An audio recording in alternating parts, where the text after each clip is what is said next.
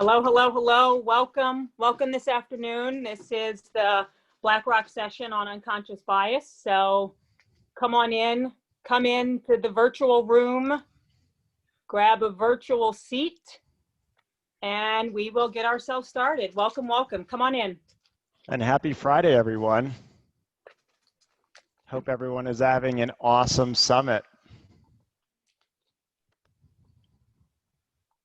How did we pick the spot that is the last 90-minute session before the plenary after a long week? How do we get this slot? We've got to call somebody.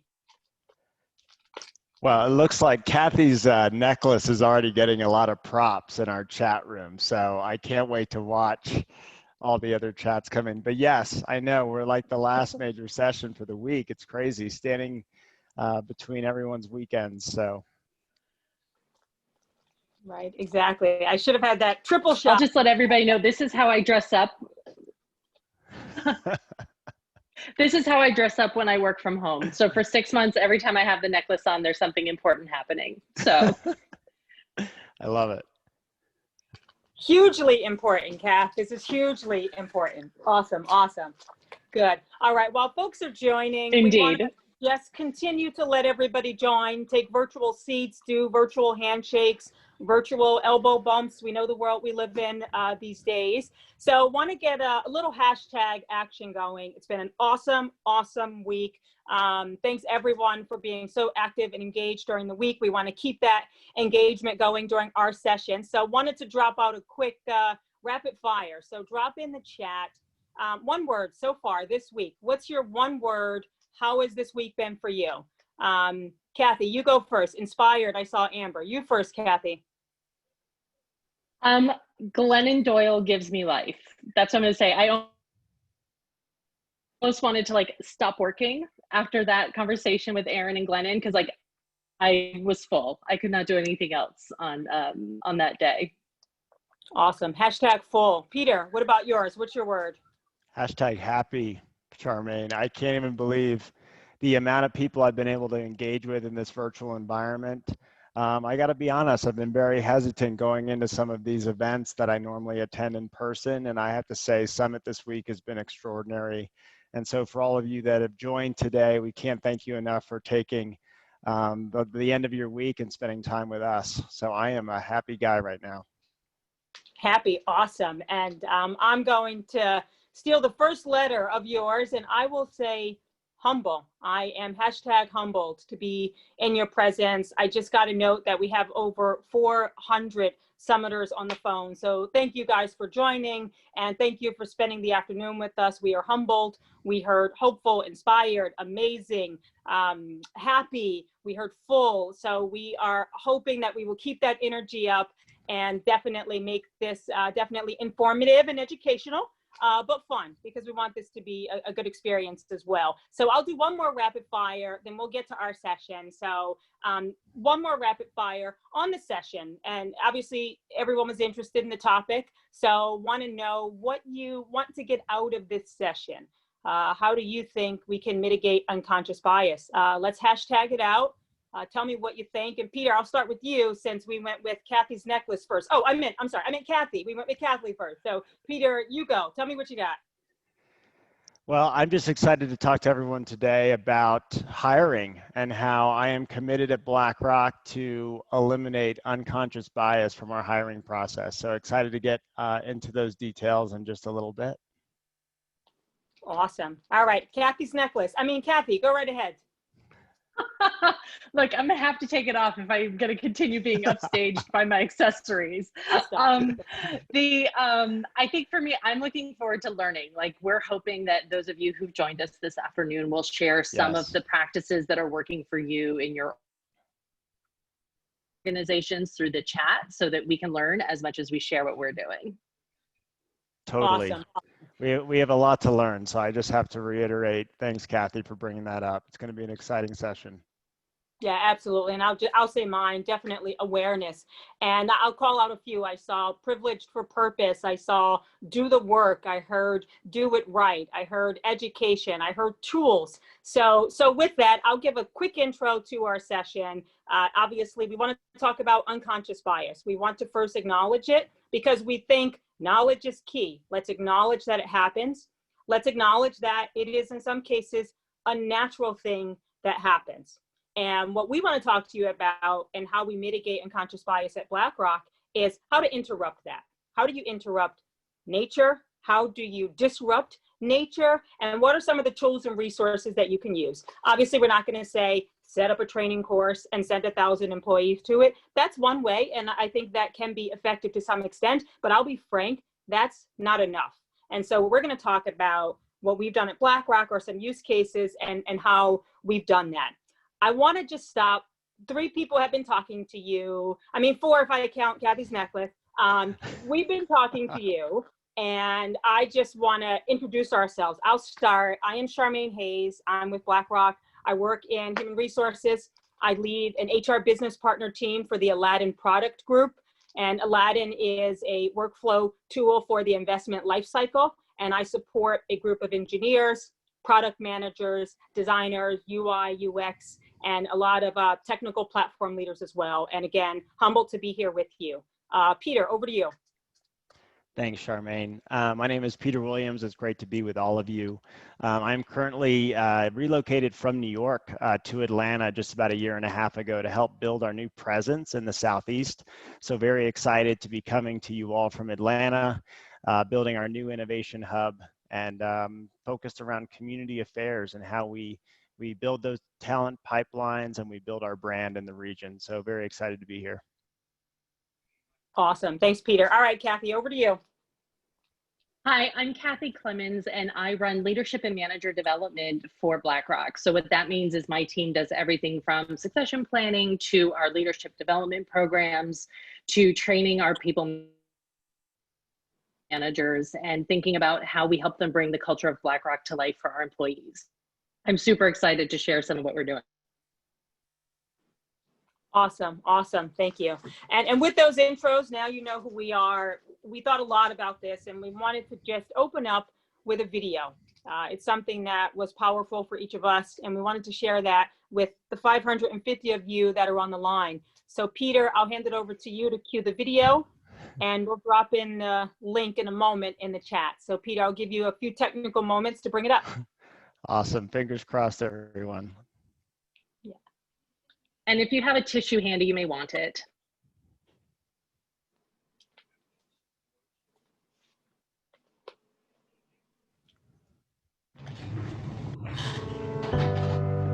It's easy to put people in boxes.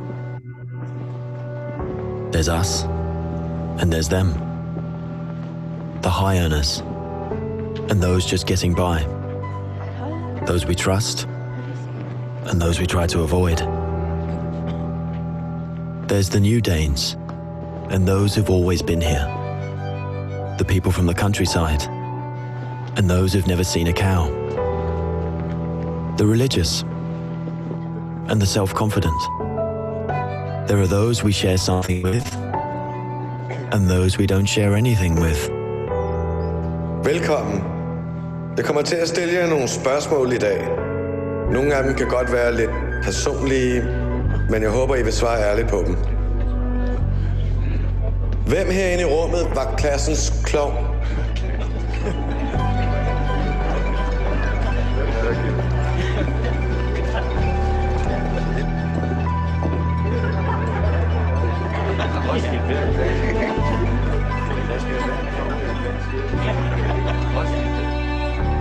Hvem er bonusforældre?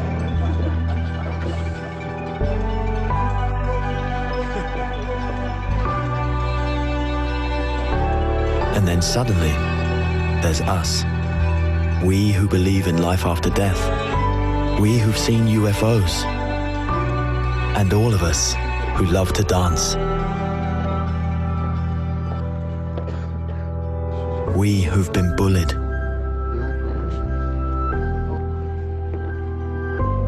And we who've bullied others.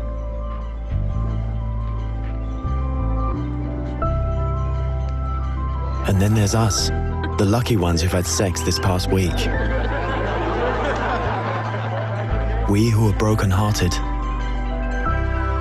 We who are madly in love.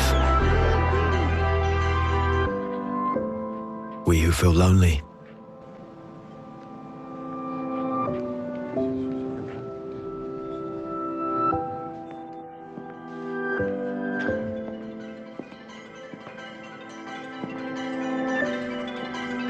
We who are bisexual.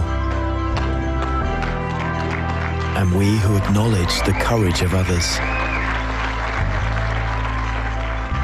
We who have found the meaning of life. And we who have saved lives. And then there's all of us who just love Denmark. So maybe there's more that brings us together than we think. TV2 Denmark. All that we share.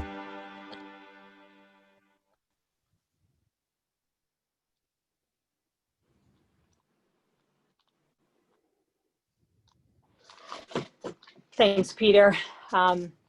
Every time I see that, it gets me, and I've seen it a few times now. And I think we can all think about which boxes we might fall into and what that means for us. But I always say there is more that brings us together and connects us than divides us. And so let's see, I saw a number of comments here, very impactful, very powerful, certainly inspirational, and thinking about breaking down those barriers, learning to see yourself, powerful video. So thanks everybody for those. I'll share a story, something that happened to me yesterday. This is literally no joke. I am an LGBTQ woman.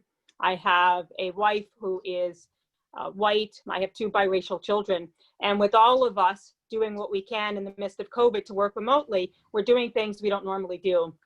And yesterday I went to pick up my daughter from her after school program. And I don't normally do that because I'm usually in an office in a different area. So I don't usually pick up. So I turn up, I see a gentleman standing outside with a uniform that has the school's name on it. I introduce myself, I say, hello, I am her mom, I'm here to pick her up. And he goes, oh, you don't usually pick her up? And I said, oh no, I'm usually working, but it's nice to meet you. Some cordial, small chit chat. My daughter comes out of the gate, she hugs me, hello, happy to see you, mother. I said, oh, good to see you, Zoe. And so the gentleman who happened to be a white male said, oh, this is awkward, I'm sorry, it's uncomfortable, but you know, would you mind if I look at your ID? Could I just see your identification to pick up your daughter? And I thought, is that your standard practice to ID parents when they pick up their children? And I had a bit of a exchange with him that was through smiles and certainly in a lower tone, but I don't want to make any assumptions about why he carded me to pick up my daughter, because that is how it felt for me. And it was humiliating. There were other parents around and they saw this, and I've lived in a community that I lived in for 15 years. And I came home and my wife is white, as I said earlier. And I said, hey, by chance, has anyone ever asked you for ID when you picked up the kids? It was so strange that I couldn't rationalize it. And anyway, nonetheless, I will be raising that to the school director and sharing it. But it happened yesterday, literally at 6 o'clock as I was picking up my daughter. And it was an eye-opening experience. And I just wanted to share that with the group because bias is real and people make assumptions about each of us and who we are, what our background is, why we're doing certain things. And it further propelled me to want to share that story on this group today, and also to take action. Someone earlier in the chat said, take action, do it right, do it now. So with that, I want to propel, thank you all for listening to my personal story. I want to tell you about our firm. We work at BlackRock. BlackRock is awesome. We are #phenomenal. And we want to just give you a quick commercial on our firm, and I'll hand it over to Peter Williams, who will do that. So Peter, tell them about why BlackRock is so awesome. Thanks, Charmaine. Well, BlackRock, we are a very large investment manager. So what does that mean? But anyway, we live each and every day as we're a very purpose-aligned organization to help more and more people experience financial well-being. For over 30 years, BlackRock has provided our clients and our strategic partners investment solutions, financial technology, and most importantly, thought leadership when trying to meet their most important financial goals. Our clients range from school teachers to firefighters to large institutions, even foreign governments, with over 70% of our assets being associated with providing people with financial security for retirement. And at BlackRock, we were determined to help underserved communities attain financial well-being and to build and advance inclusive and sustainable economies that work for all. I had to throw that last plug in there, given that my work every day focuses around community engagement. So hopefully you learned just a little bit about BlackRock and who we are. Awesome, thank you. And how can you find us? BlackRock.com, BlackRock.com, BlackRock.com. We can add it to the chat, but I think this is a savvy group. You got it, BlackRock.com, world's largest asset manager, and certainly an extremely purpose-driven company, and we're proud to work there. So let's talk about today. We want to talk about micro moments. We've been talking at BlackRock a lot about hashtag micro moments. What can I do in my everyday world, in my everyday job, with each of the decisions that I have to make? Hiring, performance management, promotions, development, etc. And as we thought about that, we said, that's a micro moment. It might not be rewriting the entire firm policy. It might not be changing laws through legislation, but it's a micro moment and it can have a lot of impact. So from a hashtag micro moment perspective, Peter's going to talk to us about our ATL Innovation Hub story. It's a great story. A couple years ago, we had no one there, and now we're north of over 100 employees in that office. So Peter will give us the innovation story, from Atlanta. And then Kathy will talk us through, once we have people in the door, by way of performance management, by way of development, how do we coach and engage managers and give them the tools to interrupt and disrupt a natural process? So Peter, I'll hand it to you. You can step us through the Atlanta iHub story, the Innovation Hub story. I don't want to use an acronym, sorry. Innovation Hub story. So take it away, Peter. We love acronyms at BlackRock, and I'm sure many of you out there have companies or work for companies that do the same. But yeah, so we, rewinding a couple of years, we had an amazing opportunity. And if you think about it, not many companies or organizations have a chance to really start from scratch. So I have to kind of throw that out there first, that, many of us are working in an environment where we already have an installed base of talent, and we're really trying to, rewrite some of our strategies and approaches for the future. And that can be really challenging. But given the fact that we had an opportunity to start from the beginning and build a talent pipeline as we work to build a presence in Atlanta and upwards of 1,000 employees over the next few years, I want to just take a moment and talk about some of the new TA strategies or talent acquisition strategies that we put in place that we're really hoping to replicate around the globe. And my friend Kathy, being an HR professional who's going to talk to you a little bit about performance management, I'm sure she'll be able to chime in as well, given the fact that, we want to be able to put these processes in place elsewhere around the globe. So anyway, some lessons that we learned. And listen, we are by no means perfect, and I can't wait to hear from many of you about the opportunities that will help us further our efforts.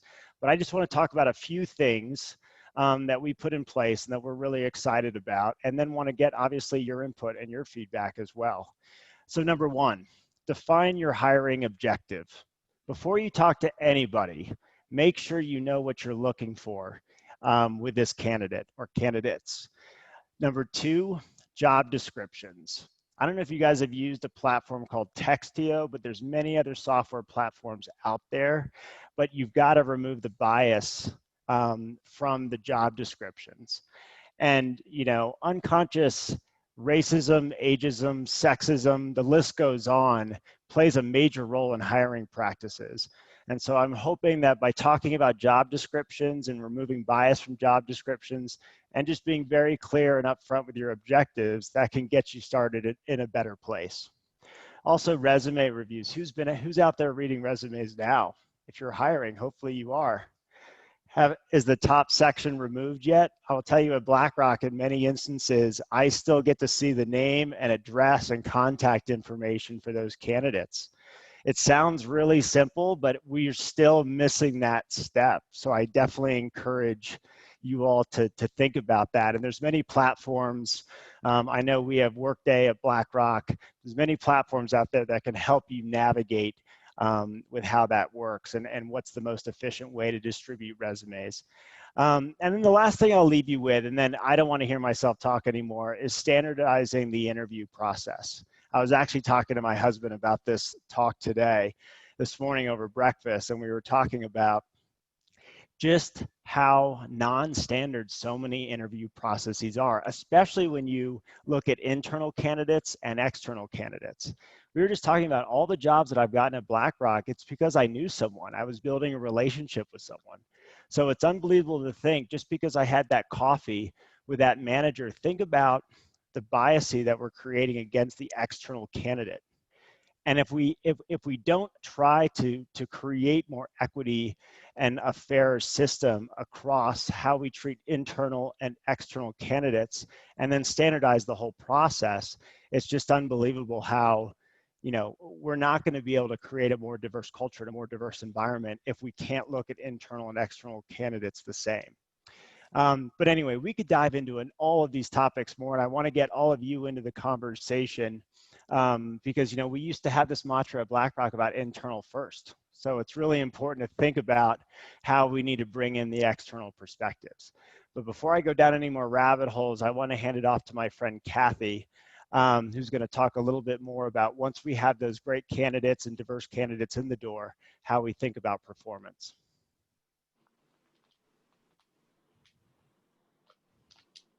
Thanks, Peter. So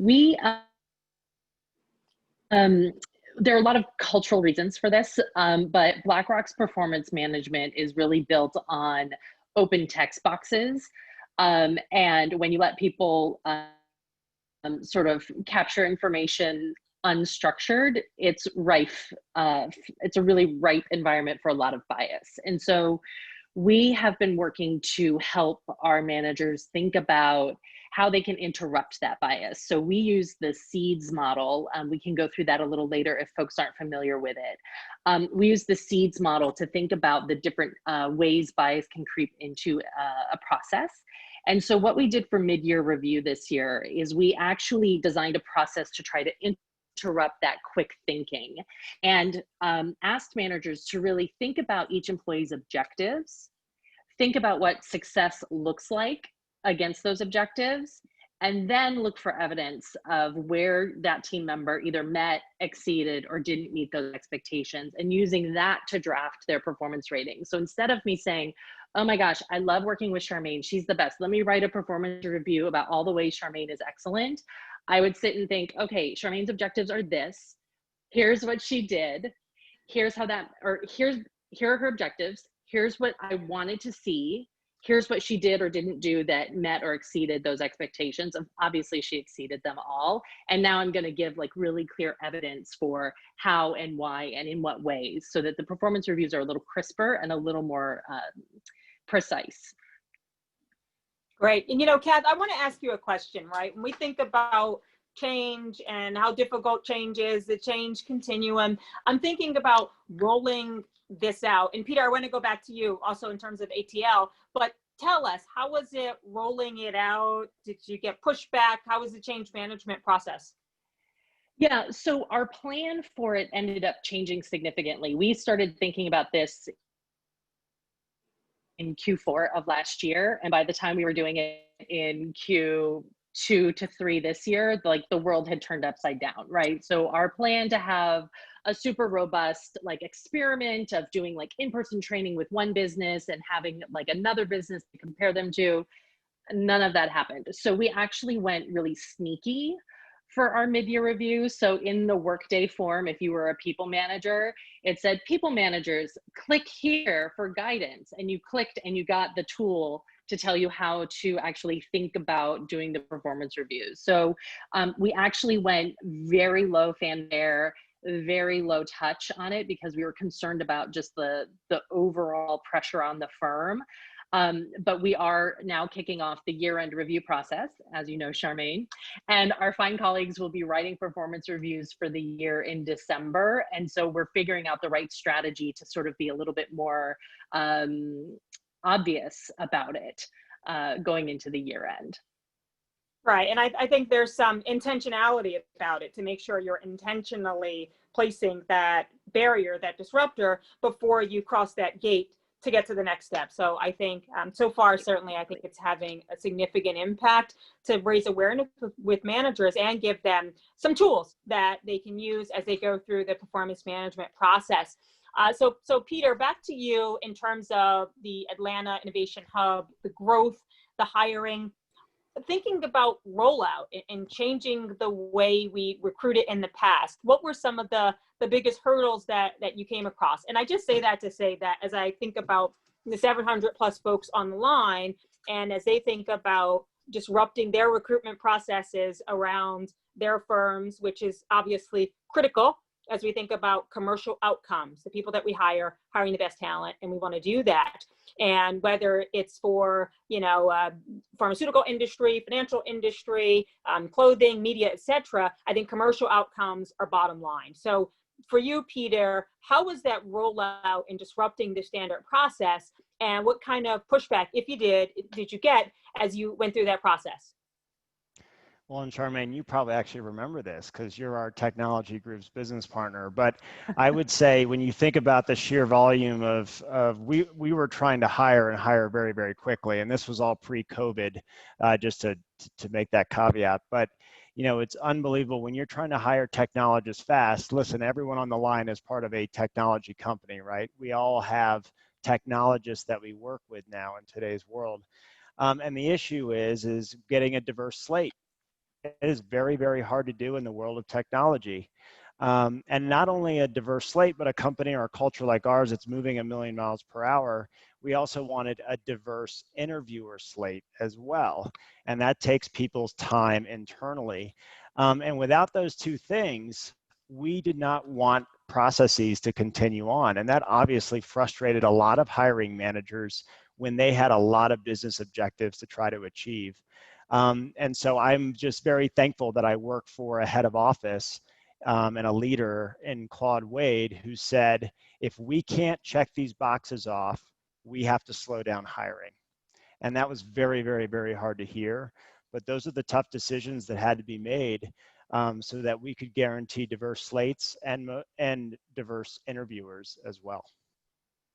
Yeah, that's a good point, Peter. And sometimes we do hear that from hiring managers who say, I need to move fast. And some managers think that if you want to ensure a diverse candidate slate, that means slowing down. And I disagree with that. I don't think it means that you slow down. I think it means that you broaden the pool to have a more comprehensive process. And Peter, I want to ask a follow-up technology question. I also see that we got a question about seeds. So Kath, I'll come to you in a second to go into seeds and talk about that specific model so folks on the phone can hear that. But Peter, the technology question, let's make it real time. We are in COVID. Yeah. I am here broadcasting live and direct from my home in Brooklyn. And so we're all working from our homes. We're all remote. There's a level of neutrality in terms of the playing field. And I know you and I had talked before about the right course of action by way of doing phone screenings, video screenings in person. How do you mitigate bias in that process as we think about a remote world in the midst of COVID? Well, it's a great question because I think at first, when you think about it, your first instinct is to say, oh, of course I want to connect with video. Of course I want to see them. I want to like make this as realistic as possible.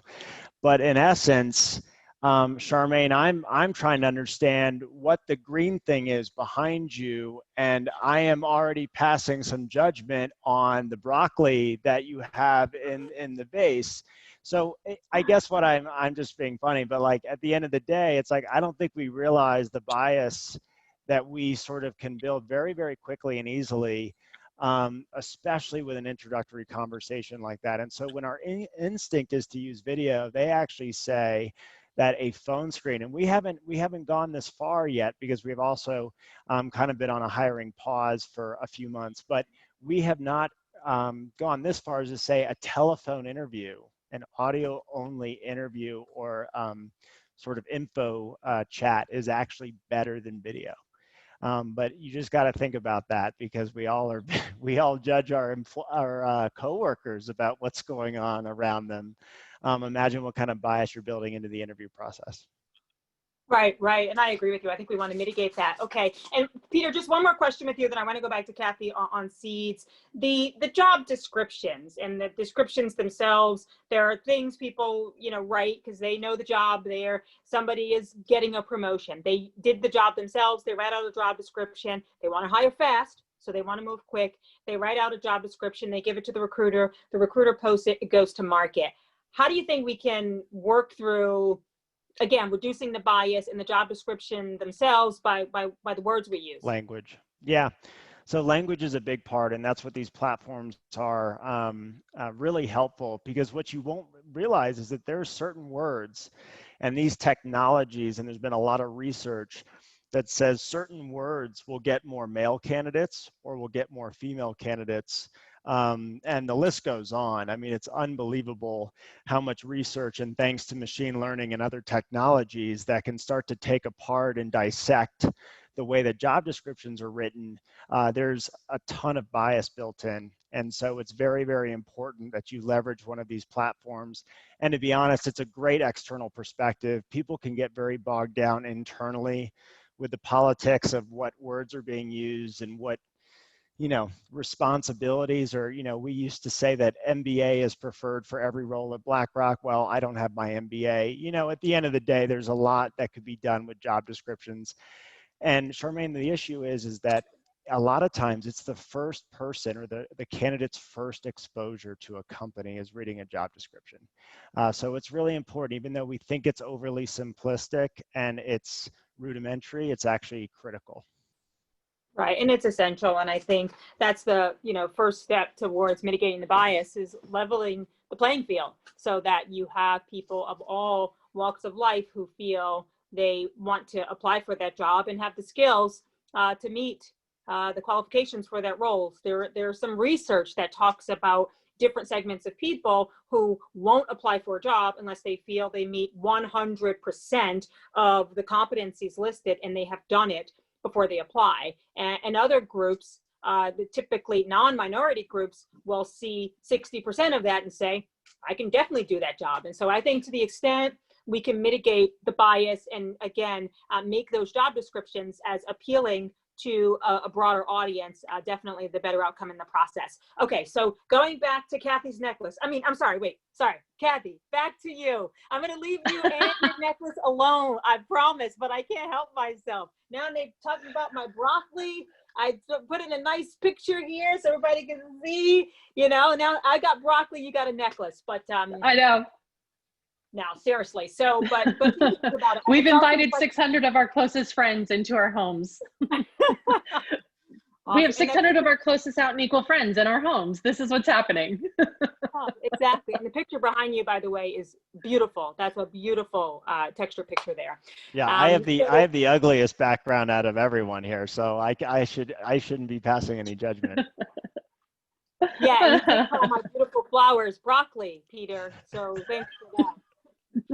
But no, nonetheless. So let's talk about the seeds model, Kathy. You mentioned it earlier, and I saw it come up in a chat. And I think just for education purposes, it might be helpful to just talk to the group about seeds, how that plays out at BlackRock, certainly in terms of the employee life cycle, and then how you've seen it work to mitigate bias. So tell us seeds. What is it?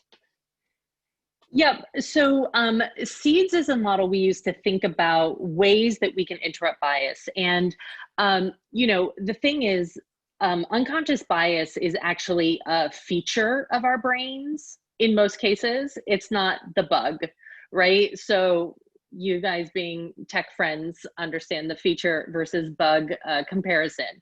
So it comes from a place that makes sense. It's just we now need to think about how we interrupt it to make sure that we're making really good, fair choices. So SEEDS stands for similarity, expedience, experience, distance, and safety. So I will go through a little bit of what each of those means. So bear with me, I'll keep it pithy, but is going to be similarity is people like me are better than others. And this isn't necessarily an identity question. It could be the way you work, the way you think, the way you approach problems. I know that like one of the things that comes with diverse teams is a little bit of creative tension. And that, if harnessed properly, is what you get, is how you get the business case benefits of a diverse team.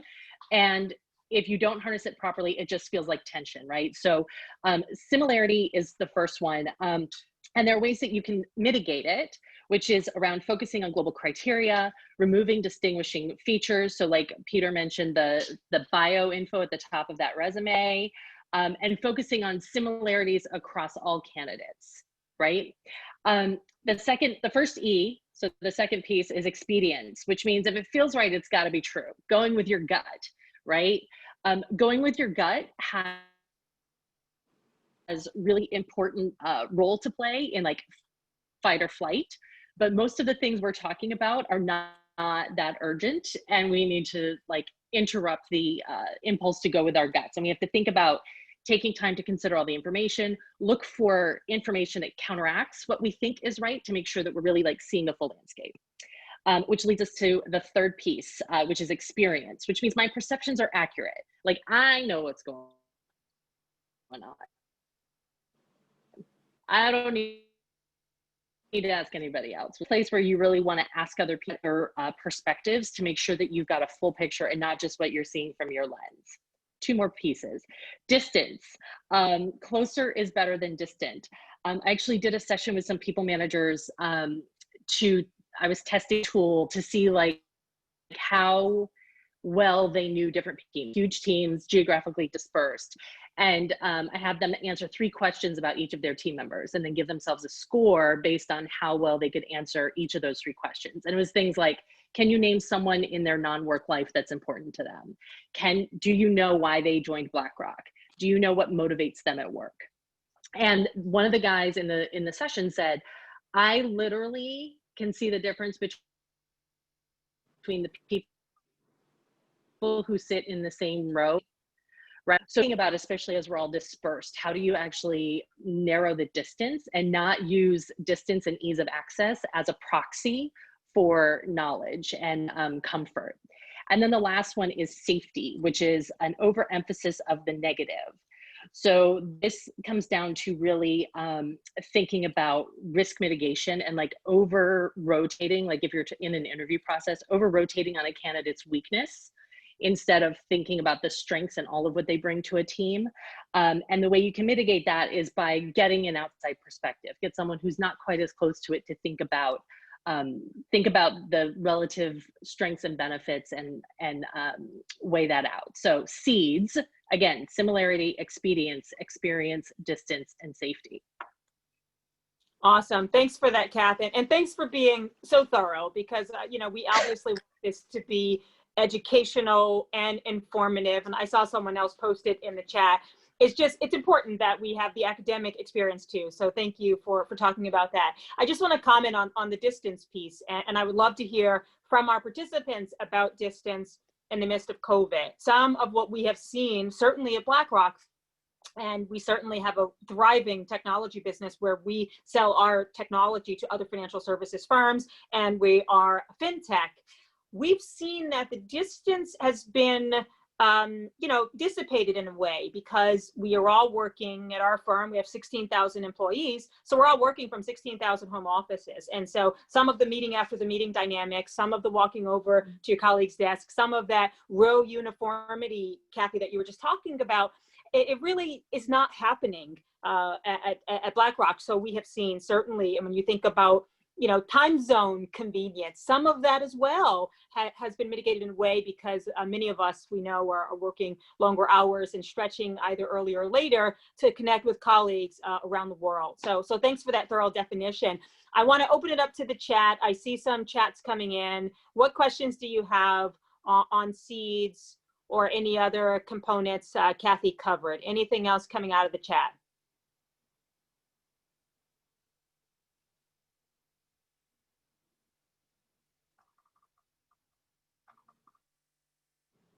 Okay, we've got a request, Kathy, for you and your necklace to talk about safety.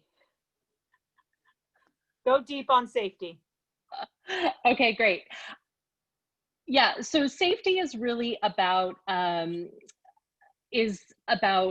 trying to actually it's over rotating on the risks or the weaknesses of something, right? So if, like, let's take the recruiting example, because I think it's a really easy one for people to think about, because we've all either been job candidates or hiring managers. So thinking about the relative benefits of one candidate over another and saying, oh, like in that list of qualifications, this person only has 3 of the 4, whereas this person has a different 3 of the 4, and like which one that they're missing is going to cause the biggest problem, right? And sort of thinking about over rotating on the weakness piece versus thinking about the strength side and trying to like mitigate that risk. That's one of the biases. Does that make sense? Yeah, no, absolutely. And when I think about, you know, each component of the SEEDS model, I think they creep up at different times. And just as we think about, you know, obviously Out and Equal as a workplace summit, as we think about this to mitigate unconscious bias in the workplace, I think we see it, you know, certainly coming in various processes as we think about, again, back to that employee life cycle.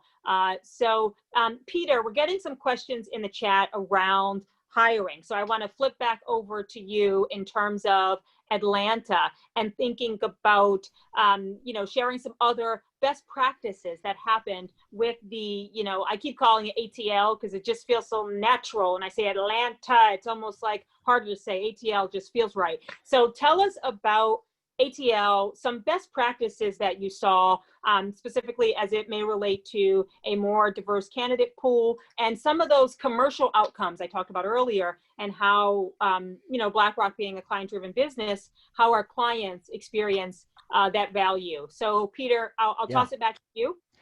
As long as you don't say Hotlanta, I think we're all good. So you can call it whatever you'd like. I haven't said Hotlanta since 1992. Yeah, they don't like that. I learned that the hard way. But anyway, so a couple of things that have come to mind. I know there was a question that came up about, which I thought was very interesting. How do you, you know, given that our brand isn't very well known, how do you deal with like finance, the notion of like, well, I don't fit at a financial firm? And how do you kind of break down some of those stereotypes, as well as then leading to making sure there's no bias on how we're engaging different talent pipelines? And I really think it's taking a very diversified approach to where you're seeking and building and seeking talent, but also building your brand in any community. You have to be working with a diverse set of organizations. And what's interesting is once you start meeting different groups of people, you're going to need people that are going to provide background and information about the opportunities, about the firm, about the roles. But those people that give that information cannot be a hiring manager and cannot be part of the team that's doing the hiring. And so what you have to do is you have to start thinking through, who are those ambassadors that can talk about the firm, that are knowledgeable enough about the roles, but aren't going to create a lot of inherent bias with initially touching base and connecting with potential candidates. Because going back to a consistent process, if someone has had multiple touch points or coffee chats and informal discussions leading into the official start of a hiring process, you're already putting all those candidates at a disadvantage to put together that diverse slate. So it's critical that you stick to that consistency. I can't echo that enough. And hopefully that was helpful, Charmaine. I'm also trying to monitor what other questions are coming in. Yeah, absolutely. We're getting a bunch of questions coming into the chat rather rapidly, and we want to go with an audience steer. I thought we could just take a pause for a second. We got a couple of questions that were more towards us as panelists and why we chose to join BlackRock. Yeah. I didn't get questions about broccoli and necklaces. That's okay. But we did get questions. It's my fault. or any more pottery or any more gardening, but nonetheless, we did get some questions about us. And so what we'll do is, maybe 1 or 2 minutes about ourselves, why we chose to join the firm, and then we can go back to the topic at hand in terms of unconscious bias. We want to just adjust real time so that we can hear the feedback you all are giving us and what you want to know. I'll start since I am posing the question. I have been in the financial services industry for almost 20 years. I chose to join BlackRock about a year ago from another financial services institution. And the reason I did that on a primary basis was purpose. And our firm's purpose is to help more and more individuals experience financial well-being.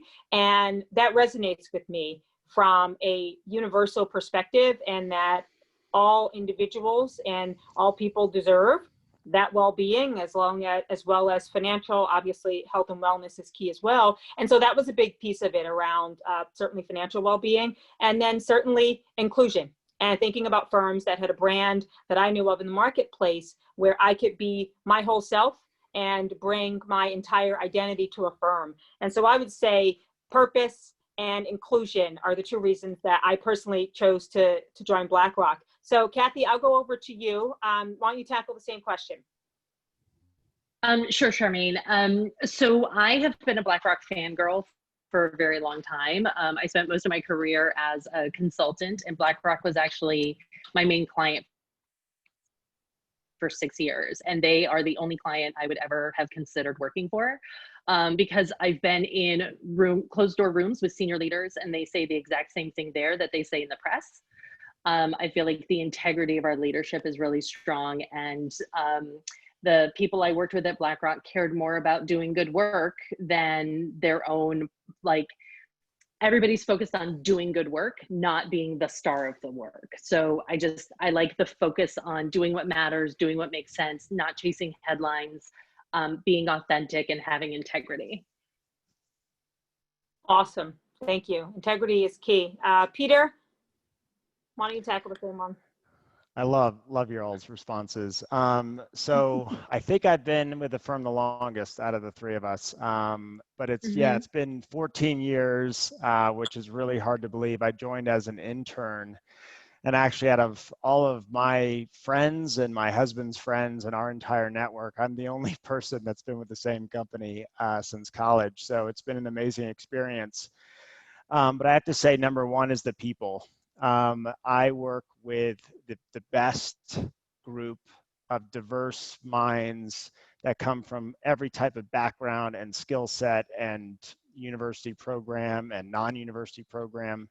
And that diversity challenges me every day, and I'm always learning new things. I think second, the opportunity. We at BlackRock know things move really fast around here, and there's always more to do, and there's always a tremendous amount of opportunity.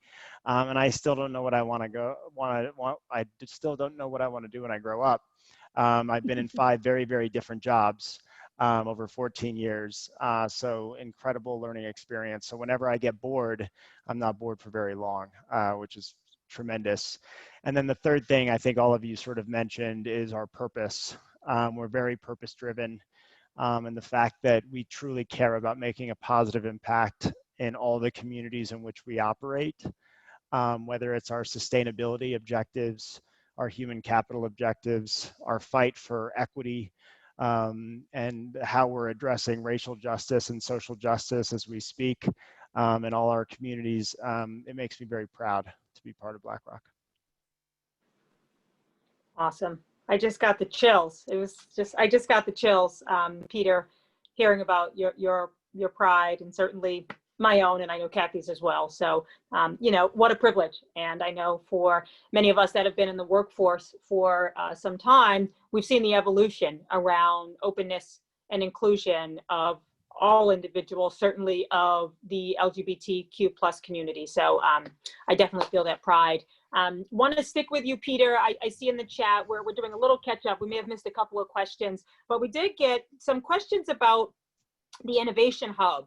And Peter, it may be helpful, a little bit about your personal story and your choice to relocate to Atlanta. And then if you can just educate the audience a little bit about our business profile, business makeup in Atlanta, and what we mean by Innovation Hub anyway. So why don't you tackle that for us? Yeah, and I'll be totally honest with everyone. I think, you know, when BlackRock was thinking about a new location in North America a few years ago, I think we were really kind of looking at an operations and a technology center. And I'm not afraid to say that because I think that's what a lot of companies are doing first and foremost. However, when we started visiting a few different markets, and Atlanta we knew was going to be the leader, we saw the diversity of the talent. We saw the corporate and I would say just the community of businesses and organizations that were operating. So we very early on saw an opportunity to build a microcosm of our headquarters. And that's what we set out to do. We have representation from almost every business now. We actually just hit 300 people in Atlanta, which is really hard to believe. And so it's really, so it's amazing. I'm part of a very diverse community of BlackRock people, and we're hiring from we've hired from Delta, we've hired from Home Depot, we've hired from startups, we've hired from Georgia Tech in their admissions department. We've hired from every type of organization, because guess what? BlackRock is like any other large company. We have a lot of different types of jobs. We hire lots of different types of people. I got a degree in public policy. I'm not an investment expert. But I found my home and I found my place. So, but yeah, we're very excited about the new location. And we're very proud, more than anything, that we're on a path and we're getting very close to hiring a community and a workforce that is truly reflective of Atlanta and the brilliant and the amazing diversity of the community. And we're getting very close to those figures, which we're very proud of. Awesome. And thanks, Peter, for what you've done for the firm in Atlanta, and obviously, you know, moving your family to a new city to stick to this mission and certainly stick to the firm's purpose. So huge shout out. Thank you for doing that. We want to switch gears. We want to ask the audience some questions. We want to find out what you have experienced, either by way of challenges, or successes in mitigating bias. So we're going to open it up to the chat, and there's over 700 people on the call, so the chats are coming in quickly. So apologies if we're missing a few, but want to give you all a moment to talk about your successes and challenges in mitigating bias. And while we do that, let's get the chat going. Kath, why don't you tell us what you've seen? Share your experiences. Yeah, I just wanted to share a resource that actually has informed a lot of the work that we've done at BlackRock around bias and finding ways to take bias out of processes and systems. So there's a research. Sure, I'll throw this in the chat. So if you miss it, I will give it to you as soon as I'm done talking, because I can't speak and type at the same time. So there is a researcher named Iris Bonet, and she has a book called What Works? Gender Equality by Design. And that is a resource that we've leveraged to think about the ways we can interrupt bias in lots of different systems and processes. So one of the examples she talks about when I believe it was the first woman to win the Nobel Prize for physics. I'm going off of like my 2-year-old memory, which is not reliable at all. The point is, there was a Nobel Prize winner who was a woman, for the first time that there was a woman winning this scientific Nobel Prize. And the nomination process, it wasn't a request that went out and said, hey, let us know who you think should win, but it said, pick 3 people that you think should win or should be considered. And by actually having each person give 3, they started bundling those choices, and there was a more diversity to choose from to figure out who should get the, who they should select that year. So there are techniques and things you can do from behavioral economics research that can actually change how decisions get made and interrupt the risk of having bias. So I'll throw that reference in the chat and stop talking. Awesome. Thanks. No, thanks, Kat. I think that's great. And I hope that our friends who are listening and watching will take a look at that link, because I think it's a helpful one, especially when we talk about our history and back to sort of, where we have come from and where we are going. There was another question in the chat that came up specifically around hiring targets. Do we have targets around diversity, et cetera? And I'll start with that one, just from an HR perspective, and certainly Kath and Peter, you can jump in. Our CEO has been very public about the firm's commitment to diversity. And specifically, he has been public about our efforts to continue to diversify our board of directors and at the senior most level. He's been very public. Our CEO is Larry Fink. He is a thought leader in the asset management industry and the financial services industry, really, in the world economy. And he's someone who tends to be very progressive and ahead when it comes to thinking about the financial services industry. And so Larry has been very explicit about our goals to continue to diversify our board, especially from a gender perspective, as well as from a race perspective. He's come out and said a lot more about that in the recent months, as we know, as many of us have begun to focus much more on racial equity as well. And that's some of what Larry has said. So, do we have a specific hiring target? Our target is to ensure that we have diverse candidate slates so that we can make the best hiring decisions. And in that, of course, we expect more diverse representation across multiple groups when we look at the hiring outcomes. And we're continuing to focus on that. We have a robust campus program, especially when it comes to our technology business and thinking about hiring from non-traditional sources. We oftentimes go to, universities that are not necessarily traditionally located. We also go to schools that actually teach individuals how to code, and they don't have coding experience. And we look at how to get individuals technology experience so that when they come into our firm, certainly in the technology area, they are ready to go and they have a baseline level of experience. We've been very firm about being open about the skills needed to come into BlackRock. And in the tech organization, we have been quite forward about wanting to expand those competencies so that we get a broader set of people. So we've hired individuals from institutions outside of BlackRock. We also have an internal program where individuals who are not technologists, who want to enter into technology, can go through a course where they actually learn to code, learn technology, and learn some of the core competencies, and then we will place them in technology roles at the firm. And again, this will help us from a diversity perspective to have more diverse perspectives and more diverse individuals contributing to innovation. And as much research shows, we know that diverse teams can generate much more innovation as it relates to commercial outcomes. So let's go back to the chat room. Kathy, Peter, anything you want to highlight from our chat?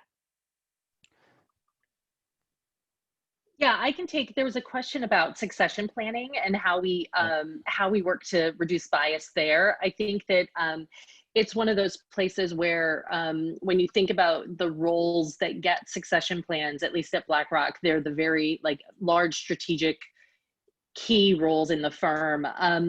And we actually follow the same process we ask our managers to follow in assessing performance. What are the requirements of this role? Both today, so we have the emergency cover identified, but then also thinking about the future of that role. What are the skills and behaviors that we're going to need to be able to actually drive the business forward with a forward-looking view? And then we look for individuals who have those skills and behaviors and experience, both internally and externally. So it always goes back to the role. And then we look at the actual succession plan and just do a check. Do we actually have enough diversity? The world changes sufficiently. We may think we know what that role is going to require in 3 years, but it's probably not. We're probably not right with a 3-year view. So actually thinking about, do we have the right mix of skills and capabilities and experience in that succession plan? Do we have, if we look across all of our succession plans, do we have a good those skills and experiences and identities to make sure that we've got a strong pipeline that we're developing and getting ready to move into those roles. The other thing I'll say about BlackRock loves putting new leaders in big roles. So we tend to get a lot of movement across the senior leadership because it makes better, well-rounded leaders. So our succession plans are guidance for that, and then sometimes we'll deviate from that because we have another reason to put someone in a role when it's available. But that's how we think about the bias, the risk of bias in those. Yeah, awesome. And I just think it's key that we look at every part of the employee life cycle. We spent a good amount of time talking about innovation and as it relates to hiring, but we also want to recognize that it is just as important to retain our key talent and our key staff once they are at the firm, to make sure that we continue to have them matriculate and grow and have certainly a successful career. There was a question I saw earlier around career pathways and talent pathways, and I'll just respond to that quickly. Feel free to keep throwing your other questions in the chat. We are here. But specific to thinking about talent pathways and career pathways, we have some active work around our firm to look at career paths across multiple job families, so that individuals who work at BlackRock can understand what it means to traverse a career horizontally or laterally and moving across functions or job families. Or if they want to go deep in a particular subject matter, they can go upwards within that career ladder. And so right now there is a ton of work happening around developing and broadening those career paths. We are certainly starting in our technology organization as a pilot. That's something that we're doing, but thinking holistically about career paths and how do you have a progressive career within our firm across multiple job families. And Kathy, certainly you spoke about it, and Peter, you spoke about the 5 roles you've had at the firm. It is a firm where we have a significant amount of mobility, and people are given the opportunity to take on various roles across the firm. So I just wanted to talk about that a little bit as we think about the career paths, and of course making sure that all of our employees have access to that from a transparency standpoint. So so definitely wanted to just share that. Peter, I'll go to you. Anything else you want to call out from our chat? And then yeah, there's actually a few people, and I would like for all of us to chime in on this, because I think the definition of cultural fit sometimes is a little confusing, and I don't know, it's very hard to peg, but there were some questions around how do you reduce bias when you're obviously trying to hire folks that are extremely talented and diverse, but they also need to be a cultural fit. Any initial thoughts there? I know for me, if I'm having a behavioral interview and asking some cultural questions, I've had to make sure that I'm not just because this individual is someone that I could go get a beer with, that's not cultural fit. Right? So it's more about, how do we operate in a successful way as a one BlackRock team effort? You have to really start to think through what is culture and how do you define culture, not just who you get along with and who you find similarity with. Kathy, what are your thoughts, or Charmaine? Like, you guys hire a lot of technologists, but I do think the cultural fit definition it's a tough one. Yeah, I'll definitely say, cultural fit is a tough one. And before we get to cultural fit, I think it is about the competencies and what we ask individuals to do in the job. And I think that's key. Understanding the core components of the role and making sure that as a baseline, people understand what the role is required, what's required to do the role, and what's expected as we think about a successful career in that. Thinking about culture fit, we're very fortunate that our firm has a ton of information out in the public media and thinking about what's available. So I think our firm's culture is very, very firm, and many people know what we stand for. And when I think about that cultural fit from a BlackRock perspective, I think it's about communication. I think it's about being innovative. I think it's about being change agents, and it certainly is about our clients and being purpose driven. And for me, when I think about cultural fits, that's why we tend to have multiple interviews with diverse individuals, so that different individuals who are interviewing for a particular role or set of roles can assess that fit with our culture. Obviously, is the baseline, understanding the roles, the competencies for the role. Charmaine, so, Kat, real quick, sure. What you just said I thought was so interesting is that what you pretty much just laid out were our principles, just in your own words, right? So I think how we can level set with potential hires is how do they respond, how similar or how do they respond to our principles as we respond to our principles? And that's how you can start to put together the story of whether or not a candidate's a cultural fit. Sorry, Kathy, you were going to say something.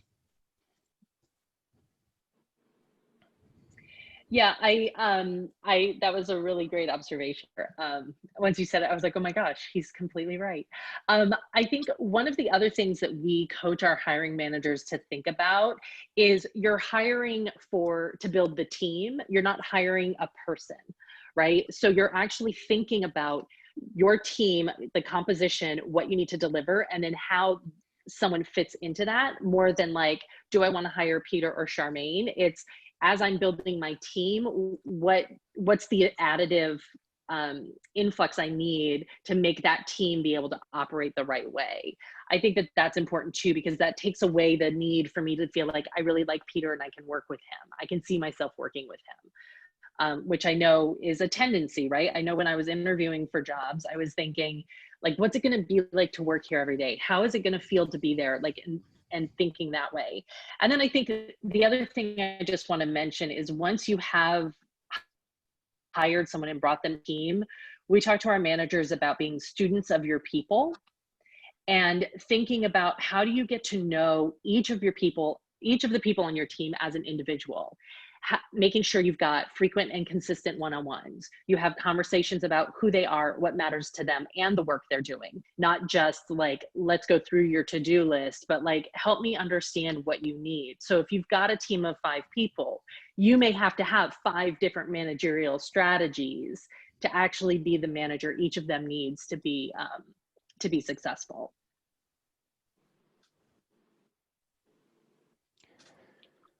All righty, what else? I know the definition of diversity came up earlier. I'm not sure, discussion between racial diversity. So obviously, I'm not sure. We use the iceberg analogy at BlackRock, and I'm not sure if many of you have heard it, but obviously there's a lot of things that we see with our own eyes in terms of diversity, like ethnic diversity and so forth. But then there's the stuff below the water level that you don't see. So at the end of the day, I think it's important to think about all the different definitions and all the different aspects of diversity that come up. And yes, I did not mean to interrupt Charmaine, by the way. That was, I was really excited about how she was exuding our principles. So my apologies, Charmaine. No, I didn't take anything up. It was one of those situations, and Peter and I are very good friends. We know each other. We've spent a lot of time together. It was one of those situations where I thought, yes, you said it even better. That's great, Peter. That's what I meant. So so thanks for that. I know it was not intentional in any way. But as we think about this Friday afternoon, it is absolutely gorgeous here in Brooklyn. As I said earlier, the sun is coming through this window like you wouldn't believe. I want to take us back to where we started. We talked about what did you all want to get out of this session, and we are kind of winding down here. We're not finished. We can take some more questions. We'll be here. You can find us all on LinkedIn. We all have LinkedIn profiles, of course, but I want to see if I can get some thoughts.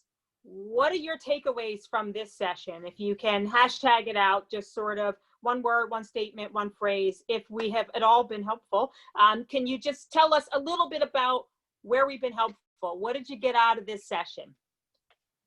Authenticity, love it. Yes, come and work at BlackRock. We want you. Yes, come. Seeds, we got a micro moment. We are enlightened. And there was a question earlier about if we're hiring outside of big metro areas, and that we are. I think the workplace in the world is changing, everyone. I think you all are seeing it each and every day. Diversity of geography, there you have it. And I think that we're going to be much more open. I think most companies, as you've seen, are going to be much more open to having remote workers, especially providing that flexibility so people can find that balance in their lives. Right, absolutely. I saw a bunch of hashtags coming in, Peter. I saw seeds, energizing, a couple of thank yous. Someone said actionable steps. I think that is absolutely key as we think about the actionable steps and keeping it, practical so that we can put that into action. Having the right tools in the workplace.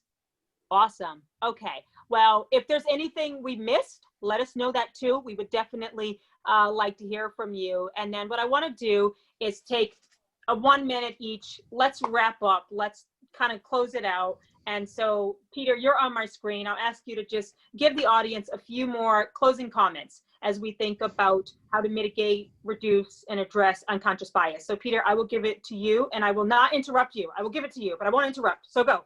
No, please interrupt because because it's a lot to bottle up in 1 minute. Listen, I think where I'll have to leave this group is first and foremost, I hope everyone's staying safe out there. I know we're living each and every day in a really crazy world, and everyone's experiencing challenges in their own ways, and it's a very, very challenging time. So I'm glad we've been able to take this time and come together as a community. It means a lot to me. But the things I leave you with is consistency. I think it really comes back to consistency. Kathy and I have riffed on this topic for a long time, that we can have a lot of great ideas, but where we still have challenges is that we're a very complex business, and many of you are part of very complex organizations, and being able to implement a consistent process with no exceptions is very, very, very, very challenging. Everyone always thinks they're deserving of an exception, especially when there's a strategic project or some huge initiative that's going on. So that's my challenge to everyone out there, and my challenge to myself and my colleagues on the line is we just have to work harder and harder on making sure that we stick to a more consistent process, because that's what's really going to make the difference. Awesome. Kathy, closing words? Sorry, Kathy's necklace. Kathy and her necklace. Yeah, so I just have to. Words. I can't not end on that. Kathy and the necklace. Bring it back. Bring it back. It's funny because as you guys were talking about the interruptions, my child's favorite joke right now is the interrupting cow knock knock joke. So I just like have his little interrupting cow cackle in my head. I think as far as takeaways, I think there's this theory or this like phrase tagline in collaboration and like collaborative work, which is you have to go slow to go fast. And I think that plays in here too, right?